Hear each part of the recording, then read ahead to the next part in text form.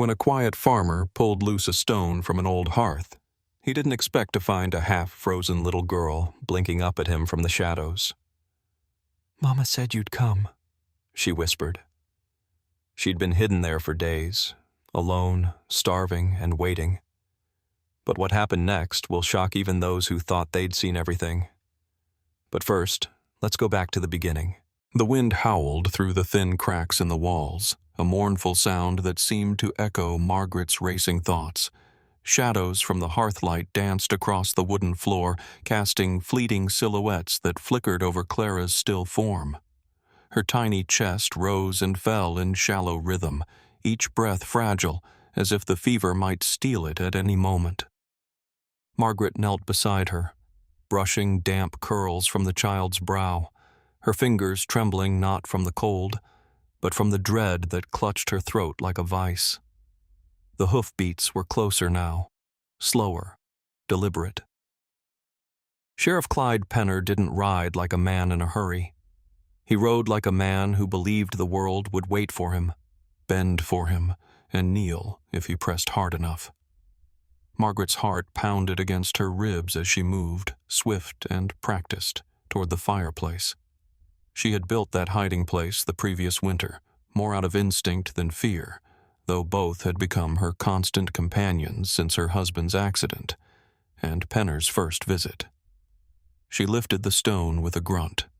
The hollow behind it was cramped, but Clara had always been small for her age. Margaret had lined it with softness, quilted flannel, a faded doll's scarf, and the honey for comfort if it came to that. She never wanted to use it, never thought she'd need to.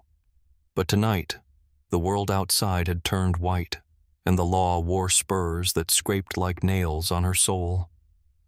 "Baby, go now," she whispered, barely audible. Clara stirred, blinked, then obeyed, too weak to speak, but trusting her mother with a devotion that broke Margaret clean through. She replaced the stone just as the latch rattled. The door slammed open, letting in a gust of ice and the stink of wet leather. Penner filled the room like a shadow that didn't belong in the light. Snow clung to his boots. His eyes scanned the space with slow contempt. "You deaf?" he said, voice like gravel in a dry throat. "I gave you a deadline." Margaret stood tall, her hands folded, her chin raised just enough to show she hadn't withered. "You'll have the land by morning," she said. "My girl's ill. I need one more night." Penner's gaze sharpened. "This ain't about the land anymore," he said. And Margaret knew, in the depth of her bones and the silence pressing in from every wall, that whatever he'd come for, it wasn't anything she could afford to give. The wind had turned sharp by dusk, needling through the trees and howling low across the open ridge. Elk Hollow sat under a leaden sky, the last of the sun strangled behind clouds that promised another heavy snowfall. Smoke curled from a few chimneys, but the Bell cabin stood darker than the rest. Vacant, so the townfolk believed, a ghost house abandoned by guilt or madness. Thomas Rourke didn't believe in ghosts, but he respected silence, and the house on the edge of the tree line had plenty of it. He'd arrived without fanfare, wrapped in a wool coat with a bent hat brim low over his brow, a man built of caution and old wounds. When he handed the deed silver across the general store counter, no one asked what he planned to do with the place. No one offered to help clean it out. No one mentioned Margaret Bell. They only watched. That evening, Rourke worked with a quiet rhythm, stacking wood against the back wall, patching a loose shutter, testing the stove. The cabin creaked under its own memory. Dust clung to every corner. His boots left thick marks in a floor untraveled for days. Yet something tugged at his senses. Not fear, but tension, like a breath the house had been holding. By the time he brought the last bundle of logs inside, darkness had swallowed the woods and cold pressed in hard. He lit a lamp, the flame casting a warm, low circle across the room. He was turning to check the flue when he saw it. A sliver of misaligned stone in the hearth's base, just above the ash pile. Most would miss it. Rourke didn't. He knelt slowly. His fingers hovered a moment before pressing the edge of the stone. It shifted under light pressure, scraping softly as he drew it free. The scent hit him first, not of decay, but sweat, wool, and something sweeter, like honey gone sharp with time. Then came the sound, a small, stuttering breath. He reached in, heart caught between instinct and disbelief. She was curled into herself like a fawn in brush. Thin arms, hollow cheeks. The blanket around her was stiff with cold but tucked close. Her eyes opened slowly, glazed but alert. "I waited," she said, barely more than a rasp. "Mama said you'd come." Rourke didn't ask who she thought he was. He didn't ask anything at all. He gathered her into his arms like a man who'd once known fragility and still remembered how to carry it. The saloon was thick with pipe smoke and laughter, the kind of low, careless noise that tried to disguise the weight of winter settling outside. Men leaned over poker tables with calloused fingers, mugs of stale beer half drunk, cards sticking with sweat. But when Thomas Rourke pushed through the double doors, silence trailed behind him like a second coat. He didn't pause, didn't nod to the barkeep, just walked with steady, boot-heavy steps through the haze, past glances that slid off his shoulders like rain off stone. At the back table, Sheriff Clyde Penner lounged with two ranchers, chuckling over some lewd story and soaking in the comfort of being unchallenged in his town. That comfort evaporated the moment Rourke's shadow spilled across their table. Without a word, Rourke dropped the faded red scarf, frayed at the edge, still scented faintly of wood smoke and rose soap, on the rough wood between their drinks. Penner looked at it, then up at the man who'd brought it. "You said she ran," Rourke said. His voice wasn't loud, but it cut through the saloon like a chisel through frostbitten bark. "But her daughter was in the chimney." A muscle twitched in the sheriff's jaw.